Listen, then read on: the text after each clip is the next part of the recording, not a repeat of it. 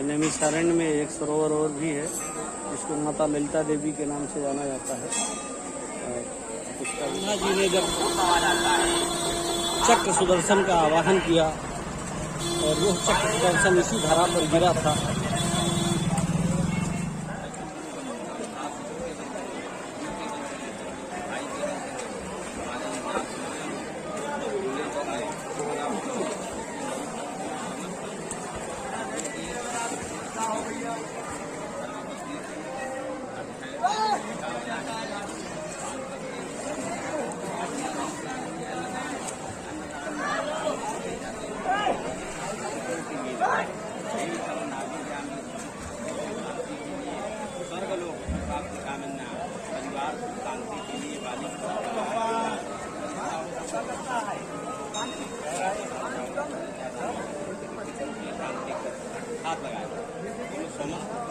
साथ तीर्थ पुरोहित जी बैठे हुए हैं।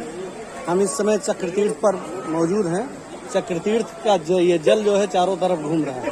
ये जल का मुख्य स्रोत कहाँ है? जल कहाँ से आता है? ये मुख्य स्रोत इसका पाताल लोक से। पाताल लोक से। पाताल लोक से जल अपने आप से आता है। आदि गंगा गोमती नदी को जाता है। गोमती में ये जल चला जाता है। अच्छा, इसकी पौराणिक कथाएं क्या है? पौराणिक कथा इसकी जो है सतयुग त्रेता द्वापर अंत में जब कलयुग आने लगा तो जो 88,000 ऋषिगण थे वो ब्रह्मा के पास गए। ब्रह्मा सृष्टि के संचालक थे। ब्रह्मा से बोले महाराज सतयुग ने त्रेता ने द्वापर ने अपना अपना स्वरूप और महत्व दिखाया है और इस कलिकाल का क्या महत्व है? तो भगवान ब्रह्मा ने बताया कि देखो कलिकाल घोर कलयुग आएगा। देवताओं को राक्षस लोग परेशान करेंगे और जो है भ्रष्टाचारी भाषणसारी धर्म सुने नहीं काना। धर्म को मनुष्य कान से सुनेगा ही नहीं। कलिकाल में इतना घोर कलयुग आएगा। तो ऋषि लोग घबरा के बोले महाराज जब इतना घोर कलयुग आएगा तो हम 88,000 ऋषिगण आए हैं तो ऐसा कोई तपस्या स्थल बताओ जहाँ पे तपस्या कर सके, जंगल हो। और ये जो आप बोल रहे हैं दैत्य लोग परेशान करेंगे, कलिकाल व्याप्त हो जाएगा।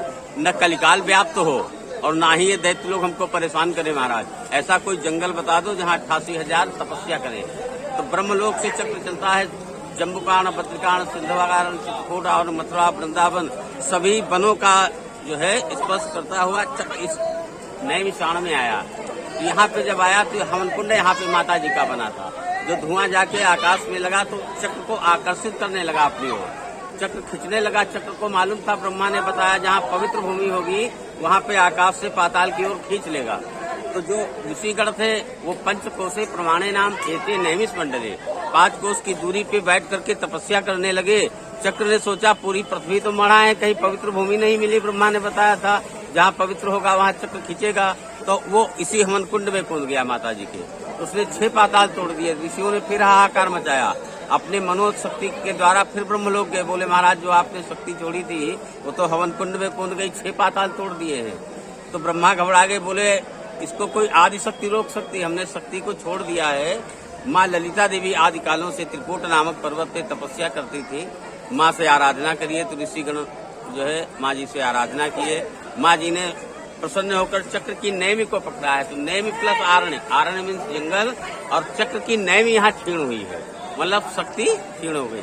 नैमी हम लोग संस्कृत में नैम बोलते हैं, हिंदी में उसको आप शुद्ध कील बोल सकते हैं। जैसे धुरी होता है ना, धुरी हम लोग कहते हैं ना पहिया का, तो वो हिंदी में बोल सकते हैं। नहीं तो संस्कृत में उसको हम लोग नेम बोलते हैं कि नेम क्षीण हुआ, जैसे कील क्षीण हो जाए। जय श्री राम, प्रणाम, नमस्कार। इस समय व्यास गद्दी पर हैं।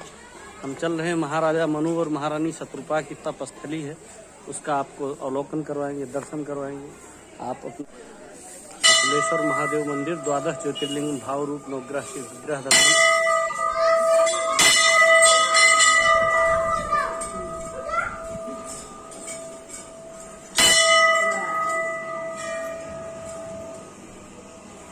कपिलेश्वर महादेव का मंदिर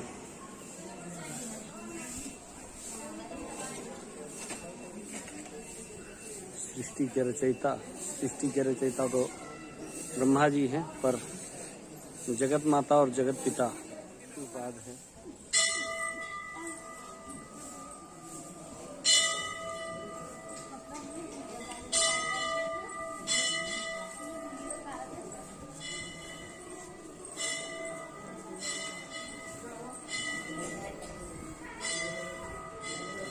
तो भागवत कथा स्थल है। मां अन्नपूर्णा की विग्रह, ये महारानी शत्रुपा,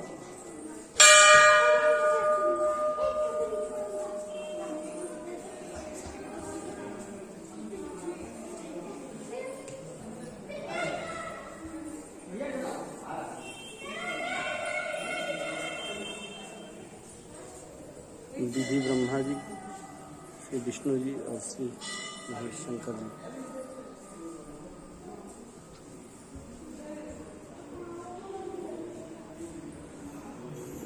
मानव सृष्टि प्रारंभ स्थल एवं श्री सीताराम प्रकट।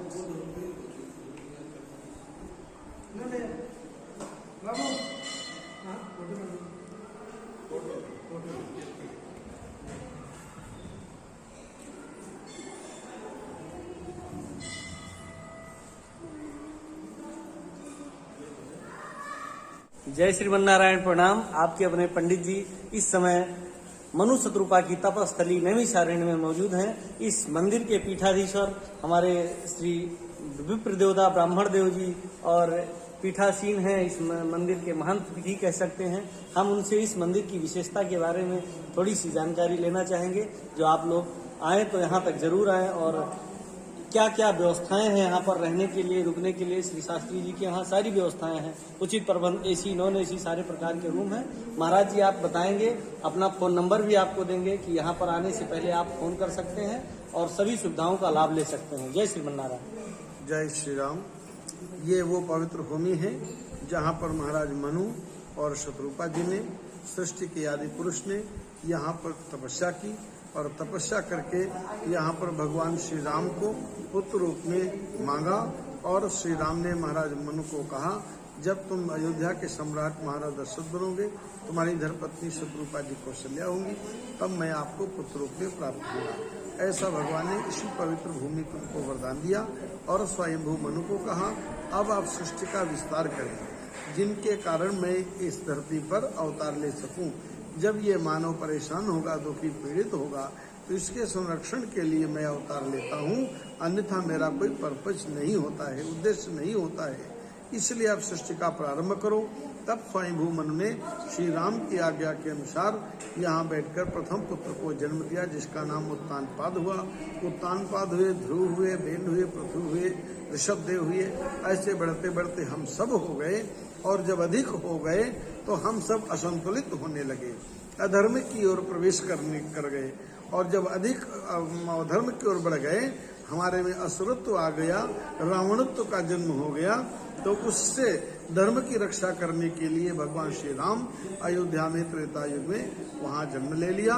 वो वरदान जो यहाँ पर प्राप्त हुआ था, उसकी पूर्ति की आज हम सबको वो अयोध्या धाम का दर्शन होता है।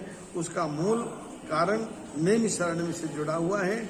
यहाँ भगवान राम ने वो प्रवचन किया था, आशीर्वाद दिया था, और वह योजना अयोध्या में जन्म लेने की नैमिषारण्य में बनी थी। और फिर जो लंका पहुंचे हैं, तो राजा रावण ने भी अपने परिवार के कल्याण के लिए देवी माँ सीता मैया से कहा था कि आपको हमारे घर चलना पड़ेगा। तो उनको भी आशीर्वाद दिया था कि हम यहाँ से तो नहीं, दंडकारण्य में हम आपसे मिलेंगे और वहां से तुम मुझे ले चलना।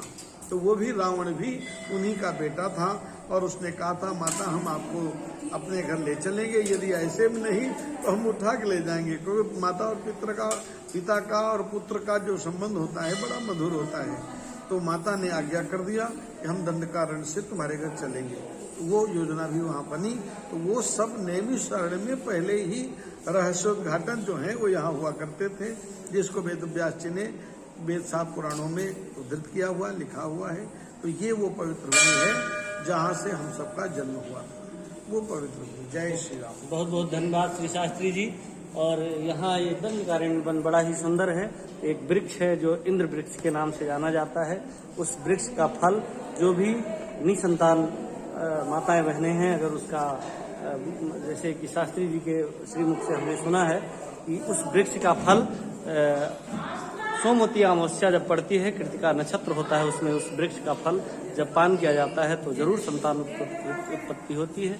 ऐसी कामना के साथ हम सबको प्रणाम और नमस्कार करते हैं। जय श्री राम।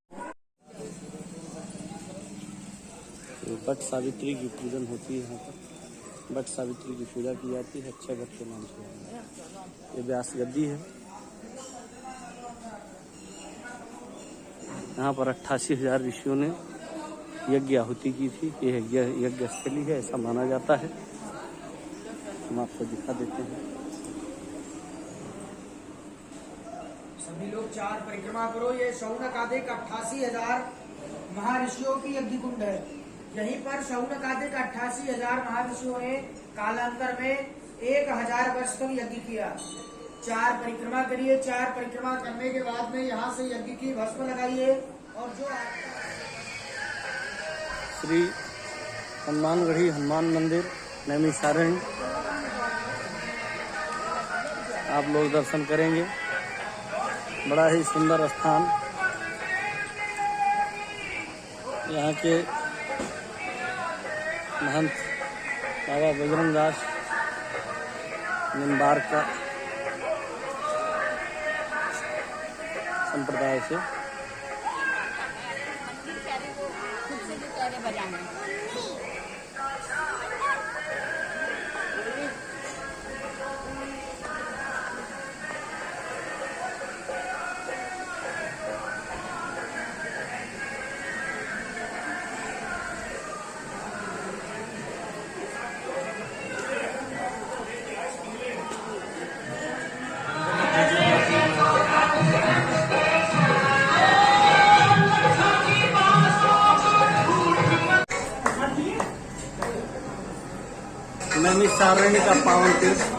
नैमिषारण्य का पावन तीर्थ श्री हनुमान जी महाराज का प्रांगण।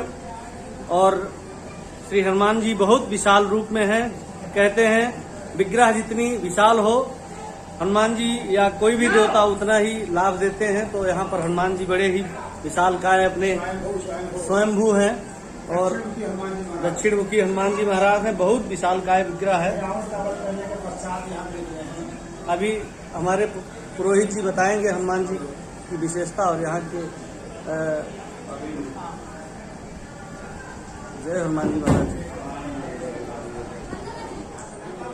दक्षिण दिशा में विशेषता है। जिस किसी व्यक्ति का कभी राहु के तुम्हारे होते हैं तो इनके दर्शन मात्र से ही कल्याण होता है। आप लोग दर्शन कर पा रहे हैं। राम जी और लखनलाल जी हनुमान जी के कंधे पर विराजमान हैं। कहते हैं कि जब अहिरावण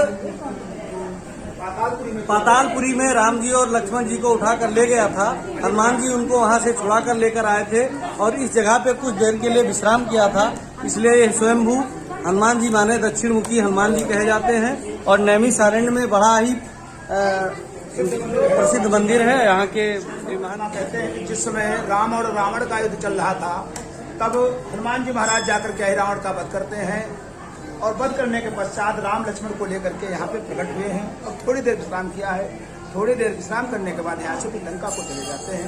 लंका दक्षिण दिशा में पड़ती है, इसलिए बाबा की दक्षिण मुखी प्रतिमा है। और इनकी विशेषता है बाबा की कि जिस किसी व्यक्ति के ऊपर शनि राहु केतु ग्रहाधीष्ट होते हैं तो बाबा का दर्शन मात्र करने से ही कल्याण होता है और कामना सिद्ध होती है। ये तांत्रिक प्राचीन प्रतिमा है। बाएं भुजा असुर दल मारे, दाहिने भुजा संत जन तारे। आप देखते होंगे कि जहाँ कहीं आप दर्शन करते होंगे हनुमान जी का तो दाहिने हाथ में गदा लिए होते हैं, ऐसा कहना है। हाँ, और बड़ा ही सुंदर स्वरूप है हनुमान जी महाराज का। और सब मंद मंद पंडित लोग मुस्कुरा रहे हैं। आप लोग आए तो यहाँ भी इनका भी दर्शन करने का बड़ा विशेष महत्व है। दक्षिणा इनके हाथ में देनी चाहिए। कहते हैं जो ठाकुर जी का सेवक होता है वो ठाकुर जी के चरणों में हाथ लगाता है। अगर दक्षिणा उसके हाथ में दी जाती है तो कुछ पुण्य हमको जरूर मिलता है, क्योंकि वो चरण सेवक है। इसलिए पुजारी जी के हाथ में दक्षिणा दें और अपने जन्म और जीवन को धन्य बनाएं। जय श्री राम। जय श्री राम।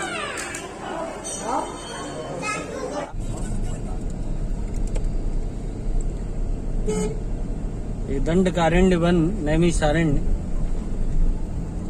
हनुमानगढ़ी से हम लोग वापस चल रहे हैं। ये कथा स्थल है, बहुत विशाल कथा स्थल है। यहाँ पर कथाएं होती रहती हैं।